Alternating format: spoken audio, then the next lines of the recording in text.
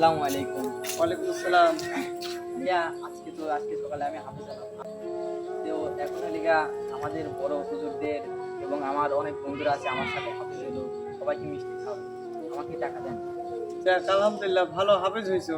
তো হাফেজ হইলেই হুজুরদের মিষ্টি খাওয়ানো লাগবে, টাকা খরচ করার জায়গা পাও না, না টাকা হবে না, যাও। তো স্কুলে রেজাল্ট বের হয়েছে, বন্ধুদের খাওয়ানো মিষ্টি খাওয়ানো লাগবে, টাকা লাগবে। তো আবার রেজাল্ট বের হয়েছে, তুমি আগের থেকে বলবা না বন্ধুদের মিষ্টি খাওয়ানোর জন্য টাকা লাগবে? কত লাগবে? 1000। তুমি নিয়ে যাও টাকা, সমস্যা নাই। তো বন্ধুদের মিষ্টি খাওয়ানোর জন্য টাকা লাগবে কেন? থ্যাংক ইউ ভাইয়া। আরে কি অবস্থা? এই তো কাজ করতেছি। আরে বন্ধু, আমার এক বন্ধুর মা মারা গেছে, ইমার্জেন্সি জানাজার জন্য একটা হাফেজ দরকার। আরে তোমার বন্ধুর মা মারা গেছে, হাফেজ লাগবে?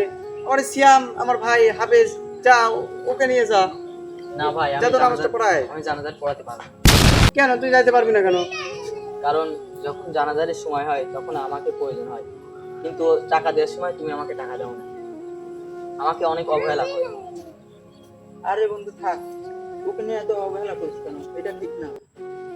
আসলেই তুই ঠিক বলছিস রে, কারণ ও যখন হাফেজ হয়ে গেছে তখন ও কিন্তু আল্লাহর কাছে অনেক দামি এবং অনেক প্রিয়। আসলে ওর সাথে আমার এমনটা করা কিন্তু একদমই কিন্তু আমার ঠিক হয় নাই এবং উচিত হয় নাই।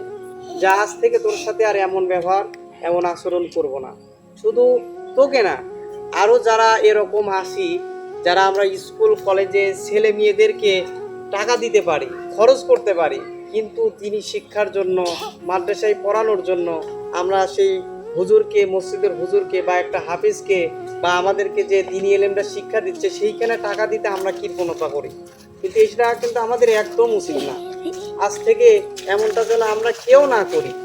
আর বিশেষ করে তোর সাথে যে ব্যবহারটা আমি করছি, এটা আমার একদমই ঠিক হয় নাই, উচিত হয় নাই। যা তুই আজ কিছু না মনে করে, আর নেক্সট থেকে এরকম হবে না।